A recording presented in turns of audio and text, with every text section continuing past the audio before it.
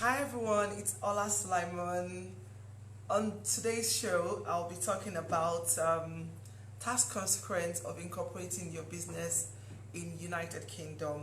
I'll be discussing about how to register your company, when to register your company, tax consequences of registering your company, and finally, when you decide to change your mind that you don't need a limited company again, what to do when that happens. However, before I go on, if we haven't met before, my name is Ola Sulaiman. I'm your tax girl. I'm a chartered accountant and I work with individuals and business, advising them with their tax issues, helping them to deal with their compliance issues, making sure they pay. Hi everyone, thanks for joining me. Making sure they pay the right amount of tax and not getting into trouble in future. I also run my own business, so I've dealt with loads of business owners over over a lot of years, and I've seen different situations, and have helped a lot of people as well with their tax issues as well. Now, the reason why I have this show, and I think this is about the eighth one, is to create awareness to taxpayers in UK as much as possible. Because from my experience, most people usually say, I'll do the right thing if I knew about it. I didn't know about it, that's why I didn't do it. However, this is not an excuse in law. When you're supposed to submit something and you don't submit it, you don't go to HMRC and say, I didn't know I was supposed to submit it, that's why I didn't submit it. So this video is supposed to help everybody to know the right thing and ask for the right help at the right time. Now, like I said, this is the ninth live show that I'm doing, and because of this, if you'd like to watch the last eight videos that we've done, and we've actually treated a lot of tax aspects as well, you can visit my YouTube channel and then watch everything. But better still, you can subscribe to the channel as well, so that every time I upload new videos, maybe you've missed the live video or you'd like to watch some of the old videos as well, then you can watch as much as you can without interruption. So my YouTube channel is Ronzo's Accountant Limited. So that would be nice. So like I said, so on this live show again, what I usually do is I talk a bit about my week before I go into the main show, just to calm everyone down before getting to the real talk of the day. Now, this morning I was just saying, I don't know, this week has just gone so quickly. I don't know, can't even. I didn't have any swimming class this week either. However, what I was moaning about, not knowing what to talk about, my daughter here reminded me to talk about uh, the challenge that we're doing this year, raising money. I should talk about it, so I'll talk about it for the next 2 minutes. However, so now for the past 5 years, I've been doing this collections officially. So five past year officially, where my friends will donate food, they'll donate money, and then the money I receive, I'll take it to the shop myself and buy the food and take it down to my local food bank. I remember the very first one, it was about 10 trolleys. I literally packed the car, jam-packed with food, and I was doing opposite of what everybody was doing. Everybody was coming down the escalator with food, while I was going up, and I had to take the 10 trolleys up and down. But it didn't matter, because at the end of the day, I felt very happy to be contributing to some families at Christmas, and my friends, they've helped me every year. So this year I'm doing two things. I'm supporting two fantastic causes. So the first one is the food bank, and the second one is the foundation I started in January. So far it's just been the business that I've been doing things with the foundation, but this year I was hoping that if I could raise enough money with the collection, I'll do half of it for the food bank and half of it to do something fantastic to some primary school children in Nigeria. So far what we've done is, with the help of my friend, they have a library, the school we're working with now, they have a library with 50 books. Did I say 50 books? 350 books. I'm hoping that that would increase with time. We've paid for some children's scholarship. We've paid for some school children school lunches, because some of those children would go to school without any lunch. So my business and my friend will continue that, but we're thinking we can do a nice project such as having the library or something else to another school next year. So that's just that. So yeah, Apart from that, I didn't go for my swimming class, although I keep practicing just to make sure I'm still online. So that said, I'll go into the main talk for today, which is tax consequence of registering a company in United Kingdom. Now, if you want to run a business in UK, I'll just keep using the UK because this talk is about UK. Is either you run it through a sole trader, there are different platforms, but the most common ones. Is either you run it through a sole trader business, or you go on and say, I want a limited company. I've had several times people would call and say, I want a limited company. And usually what I do straight away is, why do you think you need a limited company? Because most of the time people don't know the reason why they should have one or if they shouldn't have one. Now this actually became very popular when people started working with agencies, with their limited companies, and most people, their friends, would just tell them, this is what I'm doing, and they wouldn't know the consequence, and then they go on and register, and then they're messing things all around. By the time they see someone that would help them, it's like they're going around in circles rather than doing the right thing from the beginning. So today, on today's talk show, I'll be talking about tax consequence of registering a limited company. Now, a limited company, when you register a limited company, first of all, it's treated as a company, as a different entity on its own. So you are not the same person as that limited company. Even though it's your name that is written down as a director, it's your name that is written down as a shareholder, you own the limited company. But you're treated as if you're working for the limited company. So that's why most owners of limited company that are directors usually are treated as working for the limited company, even though they might not actually be doing actual day-to-day work. And that's one of the reasons why HMRC wanted every director to declare to them that they're directors of limited company. So first thing is, you're definitely a different person from the limited company. So every time you're dealing with that limited company, you should be treating them as a human being, because that's the kind of entity that they are given as almost a human being. So there are different compliance reasons, different compliance things that you need to consider before going into it. So like I say, I usually ask people like, why do you want to have a limited company? So some people might be for economic reasons.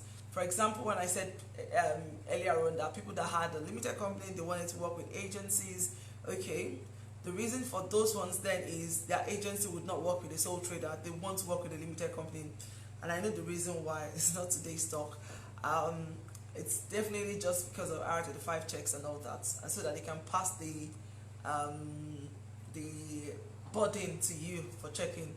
Anyway, like I said, it's another different day's talk. So some will say, no, we definitely just work with a limited company.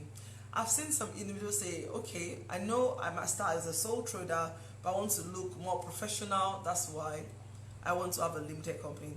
And in that case, then I'll then start explaining the compliance issues. And then if after then they still feel, I still want a limited company, then I would advise them how to go forward. The main reason I've said that is the compliance issues with having a limited company is definitely very, very different. It's lots of different things you have to consider with as time is going. And with a sole trader, it's just HMRC you submit your returns to. You're still treated as the same person because the sole trader person is you. The gap is not in between there. So because of that, it's different. Your accountancy fee will definitely be different because all of a sudden you're doing loads. And with a limited company, you definitely will be doing the other compliance with the limited company. And then you still need to do compliance as a director or shareholder of the limited company. That means that's more work for you, that's more money you need to pay. So if there is no economic reasons for having a limited company initially, I usually advise when you're starting a new business, start as a sole trader first, just to understand what to do and how to go about everything. And then when you get a hang of it, or your business is earning a lot, then you can then jump into a limited company. Another reason why some people would go is they're expecting the business to do very well immediately. And there's a tax that sole trader pays that limited company don't pay. I'll explain that later on. But before then, I'll just say, how do you register your limited company? I remember one time someone asked me and said, can you register my business with the HMRC as sole trader? And a year after, then he called me and said, oh, can you give me my company number? One agency is asking. And I had to say, no, you're not registered for a limited company. You are a sole trader. You have a unique tax reference number. HMRCs are aware that you're running a business. So to have a company, the first thing is it needs to be registered with the company's house. So now there are different ways of doing that. You can either go on all the online platforms to get it done, or you get professional help to do it. However, what I usually say is, if you don't know about what you're doing and something as complex as having, I know it looks very simple, but you'll be surprised. I've seen a lot these days where people will open a limited company and they've not issued themselves a share or shares. And if somebody doesn't pick that up later on, as in, I don't understand. So because of that, I usually advise, at least get somebody, a friend or someone that knows more about it, and then get your limited company. But it must be registered with the company's house. Then after the registration, automatically they would give you, when I say automatically, they will send you documents. Okay? They'll send you, I'm just checking to be sure that, now if somebody's done your registration for you and you want to be sure that you're registered as a limited company, you can Google the name of the company that you are planning to register. So if you just put the name of the company on Google to come out, most likely. At times will not come out if they're different, if the names is similar to other names. Then you can go to company's house database and check if the company's name is there, and check if your details is there. So that's a way of checking if you're registered for a limited company. Another thing again is, so I went on to the documentation. So you need to keep, so they will give you your incorporation documents. So your incorporation certificate, which will have your company's number, your memorandum of association, which should show the shareholder's name, your share certificate, which should show that you own the company, and etc. Now the only thing is, going on forward, that your details will be on company's house database. I've seen people that will say, oh, I don't want my name to be associated to the company. I'm sorry. Even if you close the limited company, your name will still be on the company's database. And there's a reason for that. That's a story for another day. So your name, your details would be, I know there's a bill recently saying they should block some of the details that are online and everything because of the rate of crime. However, for now, your name, your full name, your date of birth kind of will be online. So anybody that tries to find you.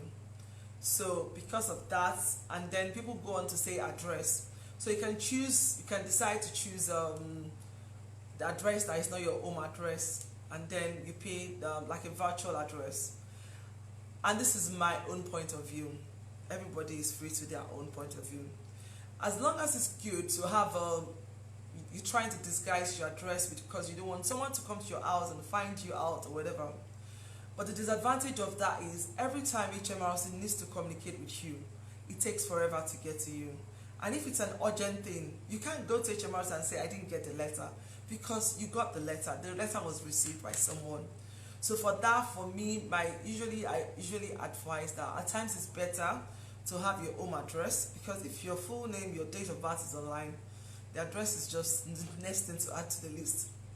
But it's up to everybody really. But for compliance reason, I always feel like it's nicer, or at least if you're using your accountant's address and then you have a common communication with them, and then you're sure that you definitely get the letter on time or something, just need to make sure that whatever address you're using, you need to make sure that it's the right one. Another common one is when you then move your house from the address you are.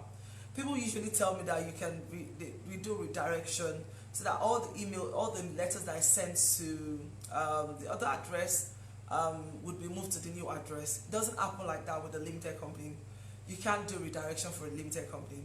So because of that, as soon as you're moving your house, you're having a change of address, you need to change your address straight away so that you can have all the communication with HMRC, with company's house, and that would not be an excuse for not doing the right thing.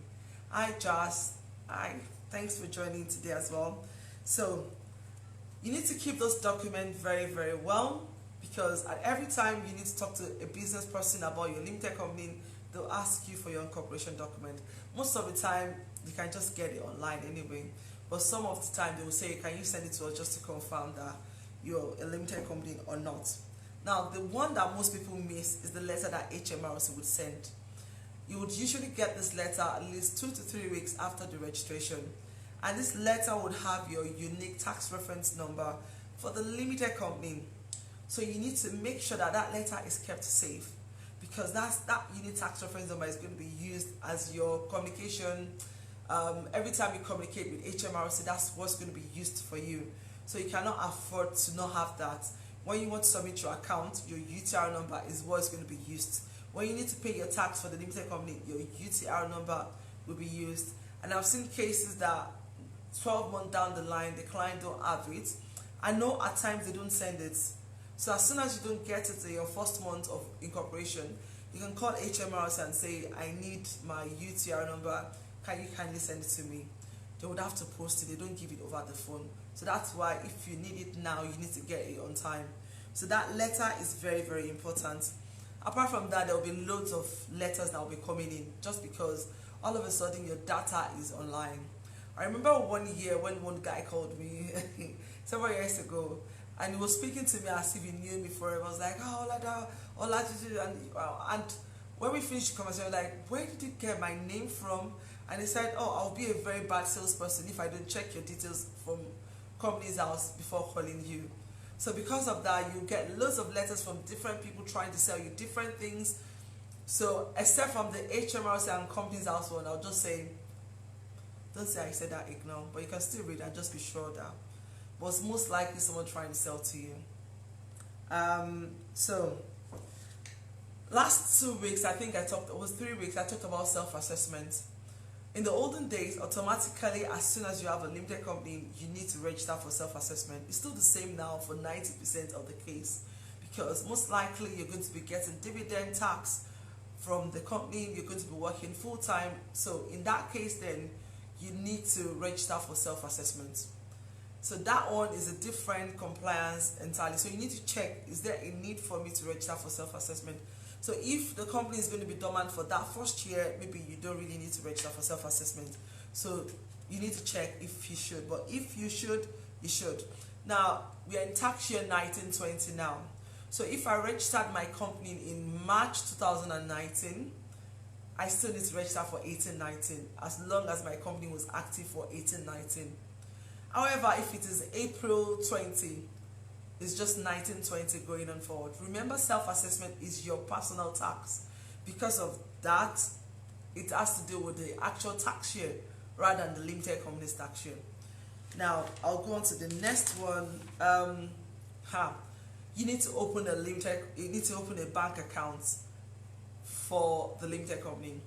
I know with the sole trader, I've always said it's not compulsory. You need to just have a company's account, a business account that you're using for accountability. However, for a limited company, you have to have a limited company bank account, because like I said earlier on, the limited company is treated as a different entity from you. So how can Ola be trying to receive money for services that Ronso's accountants have collected in Ola's name? I've seen this all the time when people say, oh, I'm trying, the reason why I didn't have a limited company's account is because I don't want to pay HMRC tax. And my friend has told me that if I collect the money into my business account, then I don't need to pay the tax. Now, if your agency or your person you're working for is not smart enough to do the right thing by paying into your limited company's account, in case your company gets investigated in future, HMRC would need to see the bank details of where you get paid. And this account will be your personal account. If I'm HMRC and I'm investigating you and I'm seeing your personal account as your business tax account, first of all, I'm already on the guard, like this guy is definitely going to do something wrong. That's number one. Number two, most likely that your personal account will have your other personal details, and then they will dig into it properly. Like I said earlier on one of my live video shows, this is not even a limited company now. A sole trader that had business account but had loads of other personal accounts she was using, got investigated, and HMRC said we need to see all the business record. And the business record in this case, whether it's in her name or the business, was a personal tax account. And they went through it basically. And like I said the last time, they were asking why she's gone on holiday on so place, why she's bought her clothes in so place. And that's like invading into your private circumstance. I know you say that's extreme. However, when they're trying to establish something, they'll go to any length. So because of that, apart from that, it's wrong not to have one. According to the law, every company should not receive money into their personal account. They should have it into the business account. So because of that, you should. Now, another thing is you need to check if you need to register for payroll. And this one, most people miss it a lot. And the advice there is, me looking at my time now, really, how much time do I have? 10 minutes. Okay, great. I knew this was going to be a struggle. What was I? The reason why most people miss this is you register your company, they're receiving the money, and when they transfer money from their business account to their personal account, they say they've paid themselves wages. Now, the rule was changed several years ago. When I say several, 3 years, it's called real-time information. Every time a director pays themselves or anybody, they need to inform HMRC about it. Now, because of that, if you're planning to receive salary of more than 6,336, 6,000 plus, let's put it at that now. You then need to run RTI. That 6,036 is the class 2 band where you need to start paying national insurance. 6,366. I'm not so good in transfer. Anyway, 6,336. Yeah, that's the right one. Then if you don't run yourself, if you don't run the payroll, then you can't deduct more than that amount. Meanwhile, if you run the payroll, you're entitled to 12,000 tax-free, which somehow you've lost because you did the right thing. So I usually advise that if you're not going to be earning money elsewhere, if you're not going to be using your personal allowance elsewhere, it's always advisable to have payroll done. Now, a lot of people will still do it. They'll still pass wages through. Now, I usually think about in case somebody gets investigated. If you've passed wages through your account, then somebody needs to see your RTI submission for that year. And if you don't have RTI submission for that year, that is going to be disallowed. So every time you pay yourself, you need to inform HMRC at some point that I've paid myself that salary. So the tax advice is if you don't have any job somewhere else, it's good to have payroll. Now you need to start keeping records. I know it sounds like a lot of hassle, like, oh God, I don't want to do that. I usually advise people that don't want to do that to just get a diary, just get a book, because it's very easy to forget things. So just write it down somewhere so that when you finally get help, then you can then go on and do the right thing. I'm really running out of time, so I'm just going to quickly rush that now. So the next one is, this is very funny. When I first started this business, I used to hear that a lot. And they'd be like, oh, somebody told me, the accountant told them that they don't need to pay tax in their first year of account. And I'm like, okay, apart from all this tax knowledge that is running on my head right now, is it possible for anybody in the United Kingdom to earn money properly and not pay tax? That's my first question. And I don't understand how some people made this up, but I'll explain what they were trying to say. It's not that you don't pay tax, it's the timing when you pay tax. So when you register your company, let's say today is 30th of August. August will be your year ending going forward. Now your first accounts for the your first year end, like I said, at the 1st of August every year, except if you change it. That's actually going to be a long period by the time you want to submit your account. So you're literally going to submit an account from 30th of August to 29th of August, then another one 29th to the 1st of August to align you to a year, and then going on forward, you'll be yearly. Now, picking up on 31st of August as your year end, you then need to submit your account 9 months after your accounting year end ends. So, still using today, which is 30th of August, your year end will be next year, 20th of August, 31st. You don't need to submit your account until 9 months after August next year.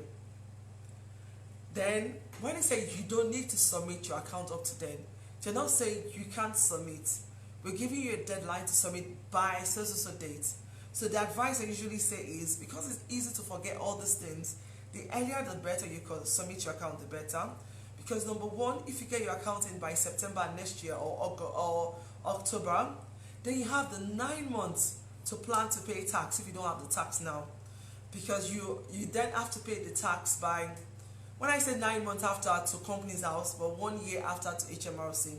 But you need to pay HMRC 9 months after. But what I usually say to people is, how can you know what you're paying if you've not done your account? So in my head, it's always 9 months, even though you have 1 year to submit the account. So even though there's time lag in paying, you still have to pay for whatever happened within that period. So don't let anybody tell you that if you don't pay tax in the first year. No, you pay tax on that activity at a certain time, not that you don't pay at all. So that's the timeline I've explained then. Then what happens if you don't pay when the amount is due? What would happen is HMRC will charge you a daily penalty fee, daily interest every day, and then it will keep piling up. However, when you then don't submit your return, the first person that will deal with you is the Companies House. For the first month that your account is not submitted, you pay £150. Then it goes on to £375 for the next 1 to 3 months. Then it goes on to £750. Then it goes on to £1,500 for not submitting your account. For HMRC, it starts from 100 up to 1,002 or more. So it's more like you need to submit on time so that you don't get the penalty, but then you get daily interest for not paying on time. However, at your year end, ideally you should be able to pay everybody that you're owing. Now in the next 3 minutes, I'm going to alright, this is very funny. Alright, I'm just going to jump. So why should you open a limited company? So first of all, if you're a sole trader, if your turnover, if your profit goes up a certain amount, you then start paying Class 2 National Insurance. Now, Class 2 National Insurance is at 9% of that profit amount. Apart from that, if your profit is a lot, you'll not just be paying tax at 20%, you'll be paying tax at 40%, at 45%. However, if you're a limited company, your limited company will pay tax at 19%, and then for every money they transfer to you, then you'll be paying dividend tax and every other tax. I'll explain that in a minute as well. If you have a limited company, you can deduct salary. When you're a sole trader, you can't deduct salary because it's just your business. For every drawing, you pay tax on it. So however, you can claim the expense of a salary when you have a limited company. You can collect company benefit like a car. Your company can pay for your car. You don't need to apportion it, it's just the whole amount. Or however, you then need to pay car benefit for the car you're collecting from the company. You also need to think about how to distribute money from the company. So every year you should think, okay, I'm going to earn 60,000, I'll use 10,000 as salary, I'll use 20,000 as dividend. So because of that, you have everything planned. Because what happens is, the company will pay 19%. So let's say you earn 10,000, turnover 10,000. Your expenses is £5,000. Then £5,000, you need to pay 19% tax on that. And then the remaining of that should ideally be in your bank account on the last accounting day. If it's not there, you've distributed money into your business account, into your personal account. Then you then need to pay dividend tax. Now, dividend tax was introduced recently. And for this year, it's any amount you receive more than £2,000 from your limited company. Now, the company has already paid 90% of that amount. Then you would then go and pay 7.5 for if you're a first band tax. If all the money you've received is up to 50,000, but if it is more, then you pay more tax, 32.5%. So because of that, it's usually advisable to plan ahead how much you're going to be receiving from the company.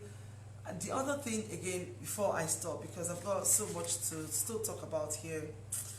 Oh, great. Is if you have a director, you need to, or your wife or your partner is also a shareholder, whatever amount you're distributing for, if it's the same amount that you own it.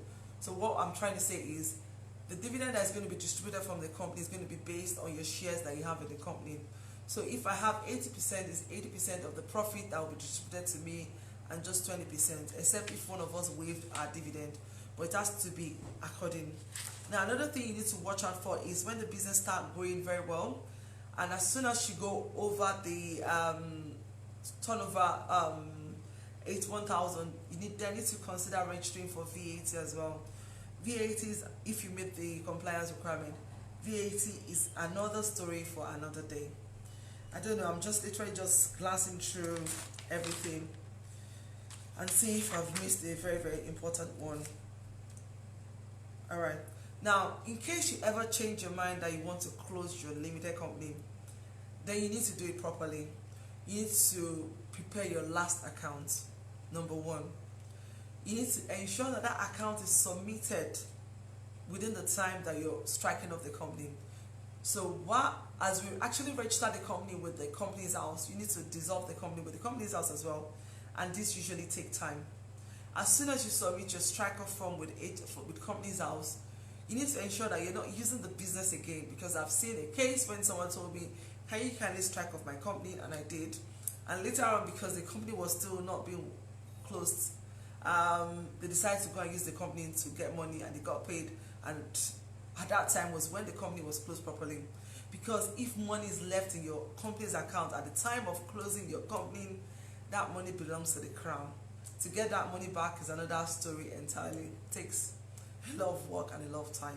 So as soon as you decide you want to close your company, you need to get all the money out of the company before the company is closed. I understand that is a very, very big, massive thing I'm trying to talk about. However, I would have to stop now. If you have any question that is general question, you can send me email on info@Francis Accountants. If it's not a complex one, I promise I'll answer you as soon as I can. Also, I've got loads of other video on my YouTube channel as well that can help you, to educate you, to get you comfortable in dealing with your new company, and most especially get somebody that you work with, someone that you can ask questions from all the time. Don't guesswork anything. Make sure you're doing the right thing, because what I usually say to my clients is it's usually better for me to answer your question than to solve the problem. I hope you have a fantastic weekend.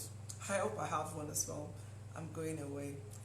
I'm going to miss all my gym class tomorrow, but it's fine. Anyway, I hope you'll be joining me next week. I hope you've learned one thing or the other today. My name is Ola Sulaimon. Have a fantastic weekend. I have to finish now.